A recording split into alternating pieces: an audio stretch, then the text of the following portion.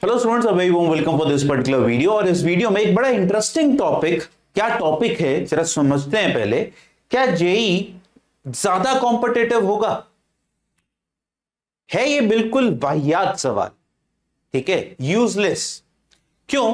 थोड़ा सा स्टैटिस्टिकली बात करते हैं और मुझे कमेंट में बताइएगा आपका क्या फीलिंग है। पर video, I just request, video पहले पूरा देखें और फिर कमेंट करें क्या है आपका पर्सपेक्टिव। हो सकता है पर्सपेक्टिव बदल जाए। अच्छा, जो 2025 के बच्चे हैं वो टेलीग्राम ज्वाइन कर ले मैथन को चैनल का, जिससे आपको थोड़ा सा एक अच्छा थॉट, एक अच्छी दिशा मिलती रहे जहां से भी आप पढ़ाई कर रहे हैं, बट एक और अच्छा सोर्स मिल जाए। अच्छा, पहली बात आती है इस कंपटीशन में that so many students are taking test. JEE main cross the 14 lakh barrier for the very first time in the history of AI triple और जेई मेंस।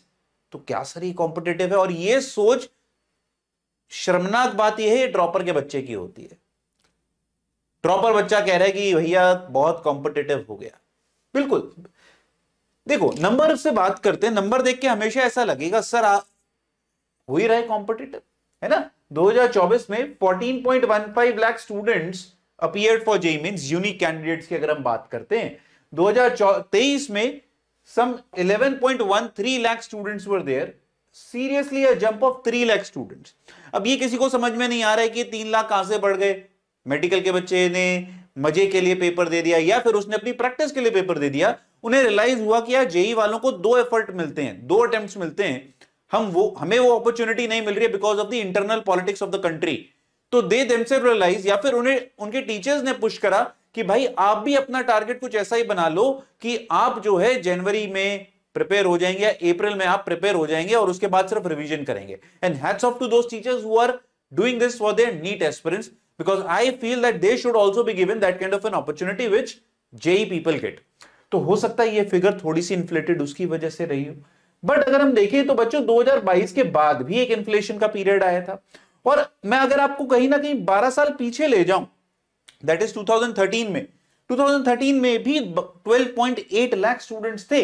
तो मेरा मानना यह है कि अगर 12.8 यहां था तो ये जस्टिफाई करा जा सकता है कहीं ना कहीं, अगर मैं मेडिकल के भी बच्चे भी हटा दूं तो 12 से 13 लाख के बीच में, 13 लाख तक फिगर पहुंच सकती है, सीइंग द इंडस्ट्री बूमिंग। अब ये हो सकता है वैल्यू ओरिजिनली ज्यादा दिख रही है पर श्रिंक कर जाए जब आपका आएगा, इस पर भी बात करेंगे। तो ये हिस्टोरिकल डेटा है। तो भैया देखो, एक बात तो तय है, इंडिया में पॉपुलेशन तो घट नहीं रही है, पॉपुलेशन तो बढ़ ही रही है। तो ये फिगर कहीं ना कहीं, जैसे जैसे एक टेक बूम दिखा हमें, तो ये कहीं ना कहीं हो सकता है एनलार्ज ही हो, है ना। जबकि यहां से यहां एक सडन ड्रॉप था, मतलब बहुत अजीब बात थी, यहां से यहां भी ड्रॉप आया, यहां से यहां भी ड्रॉप आया। बट जेई जब पहली बार आया था, जेई मेन एआई ट्रिपल को रिप्लेस करके, तो ये फिगर बढ़ी थी, ठीक है। फिर यहां पर हलचल मची जब सिलेबस चेंज हुआ, तो ये शायद, मैं आपको आगे बात करता हूं इस मुद्दे के ऊपर। अच्छा, नंबर ऑफ एलिजिबिलिटी के ऊपर भी बहुत सारे लोग रोते रहते हैं कि भाई सीट बढ़ा देनी चाहिए, number of eligible candidates for JEE advance. भाई जेई ने पहले शुरू करा था 1.5 लाख से, जब 12.8 लाख थे तब भी 1.5 लाख थे, अब 2.5 लाख कर दिए जब 14.5 है, और ये पिछले 5 साल से चेंज नहीं हुआ है। अब इससे ज्यादा इंपॉर्टेंट बात यह है, क्यों चेंज हो? या तो नंबर ऑफ सीट्स इंक्रीज हो रही हो। अब अगर if the number of seats are not increasing, हम सिर्फ बच्चों को सिर्फ भेड़चाल में, चलो तुम भी पेपर के लिए एलिजिबल हो, क्या फायदा हो रहा है उससे? कुछ फायदा हो रहा है? ये आप मुझे बताइएगा। मुझे तो नहीं लगता कि कोई बहुत बड़ा फायदा होता है। भाई अगर आपकी लाख जनरल को 97,000 बच्चों को अलाउ करा गया था सीआरएल रैंक के अकॉर्डिंग, इस बार अगर वो मान लीजिए एक्सटेंड करके 1 लाख भी कर दिया जाता है, तो क्या आपको लगता है बहुत बड़ा चेंज आ जाएगा, जिसके लिए आप यूट्यूबर्स को सपोर्ट करके उनकी मुहिम को ट्विटर पे फॉलो करें और अपना अगला साल भी बर्बाद करें? सोचेगा जरा। आइए नंबर ऑफ सीट्स के ऊपर बात करते हैं। मैंने तीनों आईआईटीज, एनआईटीज और ट्रिपल आईटी, जो कि एक जीएफटीआई के तरीके से एक्ट करती हैं, और इसी प्रेफरेंस ऑर्डर में हम लोग सिलेक्शन करते हैं कहीं ना कहीं। और बहुत सारे प्रोमिनेंट कॉलेजेस हैं, बट मैं गवर्नमेंट के स्टैटिस्टिकल डेटा पे बात कर रहा हूं। 2024 में बच्चों टोटल सीट्स थी 47,000। 2013 में बच्चों सीट्स थी हमारे पास 27,000 समथिंग। तो आप देख रहे हो सीट्स जबकि 20,000 बढ़ गई हैं, नो डाउट। तो सर नंबर ऑफ वो भी बढ़ जाना चाहिए, देखो एलिजिबिलिटी बढ़ा लो तो क्या फर्क पड़ता है यार, कोई फर्क नहीं पड़ना। आने बच्चे अभी भी कितने आईआईटी में, 17,000, जबकि उस कंपैरिजन से आईआईटी में बच्चों सीटें डबल हो गई हैं। पहले 9,800 समथिंग थी, अब 17,000 समथिंग है, almost a figure which is double, which is very good for country like ours which is growing, जिसकी demand for IT sector is increasing year after year. तो एक अच्छा स्टैट है। बट आपको मैं ये बताना चाहूंगा बच्चों, ये 47,000 में से काफी सारी सीटें अभी भी लेफ्ट आउट हो जाती हैं ईयर एंड तक, मतलब ये फिल नहीं हो पाती हैं पूरी। ये गवर्नमेंट की तरफ से सीटें हैं, बट क्या ये ऑक्यूपाई हो जाती हैं? 5% अभी भी अनऑक्यूपाइड रहती हैं। तो इसका मतलब क्या? Increasing number of seats is a solution. चलिए, आप कहते हैं सर इसमें भी सीट बढ़ा दो, इसमें भी सीट बढ़ा दो, इसमें भी सीट बढ़ा दो। अब बात आती है क्या सर प्लेसमेंट हो पाएगी उतनी? क्यों? आप ये समझो बच्चों, अगर कोई चीज इंक्रीज हुई है, सीट इंक्रीज हुई, ठीक है, बट डिमांड और सप्लाई का बहुत बड़ा मिसफिट है हमारी कंट्री में। तो अगर हम नंबर ऑफ सीट्स बढ़ाते हैं तो क्या नंबर ऑफ सीएस सीट्स बढ़ा रहे हैं, नंबर ऑफ अदर ब्रांचेस जिनके लिए अभी तक हम स्ट्रगल कर रहे हैं प्लेसमेंट बढ़ाने की? तो number of seat increasing is not also a problem. तो डेफिनेटली कंपटीशन इंक्रीज होगा, क्योंकि limited demand limited supply. Because अभी ऐसा नहीं है कि हर बंदा प्लेस हो रहा है, सिविल इंजीनियरिंग वाला भी। आज की डेट में सिविल इंजीनियरिंग एस्पिरेंट को एक नौकरी प्राप्त करने के लिए बहुत एफर्ट डालना पड़ता है as compare to CS graduate. तो ऑब्वियसली द डिमांड फॉर और number of students vying for a single CS seat is more. तो कंपटीशन तो बढ़ेगा, इसमें चिल्लाने की क्या बात है, मुझे ये समझ में नहीं आ रहा है। So numbers will keep on increasing. That is, the fight for one seat, one particular seat, will keep on increasing, irrespective if the number of seats are increased, irrespective of if the number of total eligible candidates for JEE Advanced goes on increasing, because everything is boiling down to that CS and CS circulated fields, apart from very few candidates who are very determined कि मुझे तो सिर्फ यही करना है। और वो generally top rank side पे ज्यादा होते हैं वो बच्चे, और वो तो वैसे ही उनके पास आईआईटी की भी ऑप्शन होती है, एनआईटी की भी ऑप्शन होती है, and then they decide among what is the best for them. कि भाई मैं तो सिर्फ साइंसेस करना चाहता था, प्योर साइंसेस करना चाहता था, तो या तो वो आईएससी पे जाके साइंस कर रहे हैं, या फिर वो फॉरेन से जाके प्योर साइंसेस कर रहे हैं, उनके पास ऑप्शन है। तो we are not talking about those candidates honestly, ठीक है। तो ये तो बढ़ना ही है, तो क्यों बात करनी है फिर से, है ना। अच्छा, what about the level of difficulty? अब एक जगह जहां पर कंपटीशन बढ़ता है लिटरली, वो क्यों? मेरे ख्याल से अगर एनटीए को कुछ भी बात आप रिक्वेस्ट करते हैं, और मैं सबको बोलूंगा जो भी बहुत सारे लोग इस पे वीडियो बनाते हैं, तो भैया एक मुद्दा जो हमें दिखता है वो है why to drop the level of paper so drastically. अब देखा जाए वो भी यार गलत नहीं है एक तरीके से, यार जिसको आता है वो कर रहा है। तो देखा जाए जो सीबीएसई में हरकत होती थी कि एक एक नंबर पे बहुत सारी जनता है एंड 1 मार्क्स क्रिएट्स एवरीथिंग, वो सिनेरियो बनता जा रहा है जो कि हमें एब्जॉर्ब करने में टाइम लगता है। पर कंपटीशन तो कंपटीशन है। अगर आप देखेंगे अप्रैल अटेम्प्ट में बच्चों 99 percentile score in physics in 3 out of 10 shifts जो अप्रैल अटेम्प्ट में हुई, अबव 99 परसेंटाइल बनाए। मैं ये सिर्फ इंडिविजुअली फिजिक्स 99 परसेंटाइल की बात कर रहा हूं। 99 परसेंटाइल के लिए 90 मार्क्स से ज्यादा की रिक्वायरमेंट थी आपको अप्रैल शिफ्ट में 10 में से 3 में। Just imagine. और जहां हम एक फिजिक्स सोचते थे यार बाउंसर सब्जेक्ट, 11th में घुसती सबसे पहले किसने तंग करा? फिजिक्स ने। यहां यह काम सीबीएसई से भी बदतर हो गया, जहां पर सीबीएसई में भी 90 नंबर नहीं बनते हैं बहुत सारे बच्चों के, वो उससे ज्यादा बच्चे शायद आज की डेट में जेईई मेंस में बना रहे हैं। ये बहुत बड़ा इशू, बहुत बड़ा इशू। अदर फैक्टर्स, अच्छा अदर फैक्टर्स में मैं पहले एक बात क्लियर कर दूं, बहुत सारे बच्चे आज कहते हैं सर चीटिंग है, चीटिंग हो रही है। अबे कितने लोगों ने चीटिंग करी? मैं बिल्कुल ये नहीं कह रहा कि वो सही है। पहली बात, we don't have enough proof as of now, ठीक है। बच्चे ने कहा कि मैंने चीटिंग कर ली, या बच्चे को इंपर्सोनिफाई कर लिया। देखो आप समझो इस बात को, क्या आपके पास एक वैलिडेटेड प्रूफ है which you can go to the court and proof? नहीं है। अच्छा, क्या ये पहली बार हो रहा है? चलो अब वर्स्ट केस नहीं, हर साल होता है, हर पेपर में होता है, ठीक है। पर क्या बहुत बड़े लेवल पे होता है? हजारों बच्चे ऐसी रैंक लेके आते हैं? नहीं। दूसरा सवाल, चलिए ये भी होता है, मैं गलत हूं इन सब चीजों में, तुम्हारे नंबर क्यों नहीं आए? तुम्हारे नंबर तो चीटिंग की वजह से कम नहीं हुए। आपके 250 नंबर, आपके 300 में से 300 नंबर क्यों नहीं आए, जिसके ऊपर इतना बवाल क्रिएट करा जा रहा है? तो आप पहले दूसरे पे लांछन लगाने से पहले अपने ऊपर तो देख लें। भाई कंपटीशन एक बिल्कुल सही है कि सर ये बैलेंस खराब करता है, बिल्कुल सही है, बट इस बैलेंस को हमें रोकना भी है, वो भी सही है। बट मैं कहता हूं क्या आप अपना सारा टाइम एनर्जी इसी बात को झोंक के इसी बात को क्रिब करते रहेंगे? Because to some extent we can not help this issue, but what we can help is understanding how I can improve, how will I make sure that I get 200 plus, how will I ensure I will get 250 plus, how I will ensure I will get 300 out of 300 and become the topper of the country. वो सोचिए ना, वो क्यों नहीं सोच रहे हैं आप? आइए दूसरा, इसमें मैं पहले क्लियर कर दूं बच्चों, students have become really smart, और इसमें मैं एक आगे की बात करता हूं, मेडिकल स्टूडेंट्स ट्राइंग जेई, इसमें और ये बात में बच्चों बहुत इंपॉर्टेंस है। क्यों? देखिए इस साल ज्यादा बच्चे क्यों हुए, 14 लाख जो हुए वो क्यों हुए, उसका एक मैं आपको एक अलग पर्सपेक्टिव देता हूं। आप अगेन मुझे कमेंट में बताइएगा कि ये जस्टिफाइड है कि नहीं है बात। पहली बार जेई ने रिडक्शन इन सिलेबस करा, similar impact was seen on NEET. ठीक है भाई, नीट के बच्चों को तो एक्सपीरियंस होता नहीं था, उनका तो डायरेक्ट अभी पर्चा होगा या एक ही बार होता है उनका पेपर, जेई वालों का 2 बार हो रहा था। तो जब सिलेबस चेंज हुआ जेई और नीट में, रिडक्शन इन सिलेबस हुआ, so they wanted to understand that what sort of questions can come in physics and chemistry with the reduced syllabus, and that is why a majority of people were inclined towards of the medical field were inclined towards giving JEE to understand the impact of reduction in syllabus in physics and chemistry, because कहीं ना कहीं ये smart students जो थे उन्हें समझ में आ गया कि भैया जो फिजिक्स और केमिस्ट्री बन रही है वो कहीं ना कहीं जेई और नीट लेवल की सेम होती जा रही है। अब इसका इंपैक्ट क्या हुआ, वही चीज हर चीज को वापस लेके चली जाती है कि भाई जो 90 से ज्यादा का स्कोर बन रहा था 99 परसेंटाइल के लिए, उसमें हो सकता है बहुत सारे बच्चे मेडिकल फील्ड के भी रहे हो।